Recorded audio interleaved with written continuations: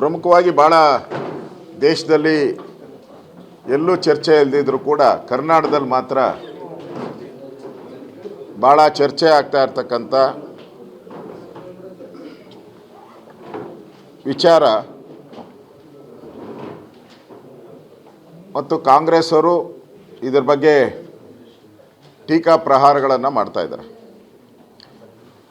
ಇವತ್ತು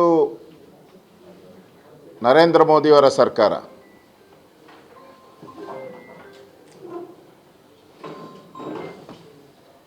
ಕಳೆದ 18 ವರ್ಷದ ಹಿಂದೆ ಇದ್ದಂಥ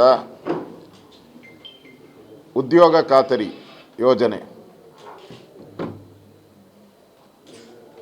ಆ 18 ವರ್ಷಗಳಲ್ಲಿ ಆಗಿರ್ತಕ್ಕಂಥ ಲೋಪ ದೋಷಗಳನ್ನು ಸರಿ ಮಾಡುವಂಥ ದೃಷ್ಟಿಯಿಂದ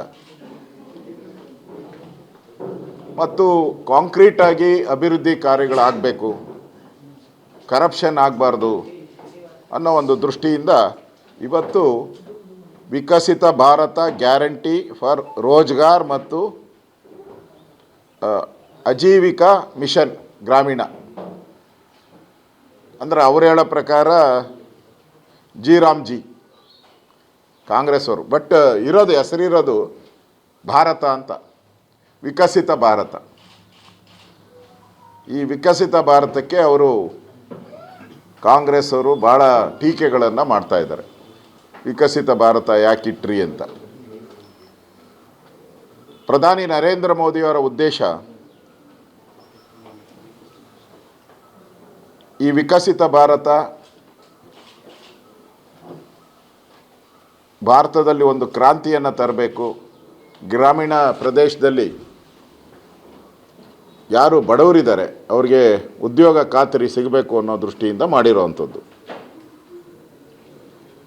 ಈ ಉದ್ಯೋಗ ಖಾತರಿ ಪಾರದರ್ಶಕವಾಗಿ ತಂದರೆ ಕಾಂಗ್ರೆಸ್ ಅವರು ನಿರುದ್ಯೋಗಿಗಳಾಗ್ತಾರೆ ಅಂತೇಳಿ ಅವ್ರಿಗೆಲ್ಲೋ ಒಂದು ಕಡೆ ಭಾಳ ಭಯ ಶುರುವಾಗ್ಬಿಟ್ಟಿದೆ.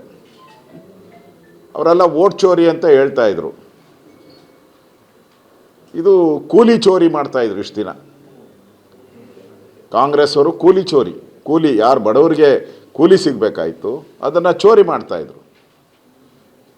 ಅದಕ್ಕೆ ಕಡಿವಾಣ ಬಿದ್ದಿದೆ. ಈಗ ಎಲ್ಲರಿಗೂ ಗೊತ್ತಿರೋ ಪ್ರಕಾರ ಈ JCB ಇಟ್ಯಾಚಿ ಮಾಲೀಕರಿಗೆ ಆಲ್ಮೋಸ್ಟ್ ಎಲ್ಲ ದುಡ್ಡು ಹೋಗ್ತಾ ಇದ್ದಿದ್ದು.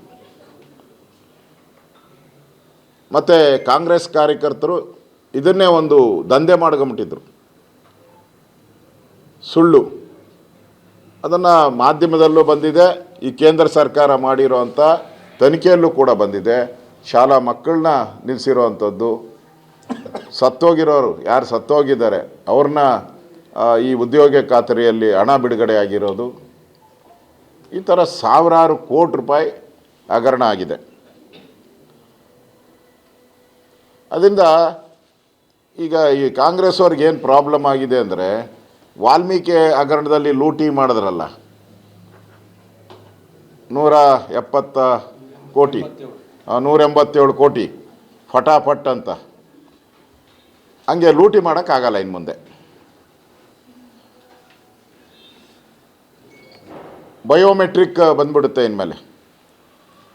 ಬಯೋಮೆಟ್ರಿಕ್ ನಕಲಿ ಹೆಸರನ್ನ ಸೇರ್ಸೋಕ್ಕೆ ಸಾಧ್ಯನೇ ಇಲ್ಲ. ಮತ್ತು ಇದನ್ನೆಲ್ಲ ಉಪಗ್ರಹದ ಮುಖಾಂತರ ಮಾನಿಟ್ರ್ ಮಾಡ್ತಾರೆ ಇದನ್ನೆಲ್ಲರೂ ಕೂಡ.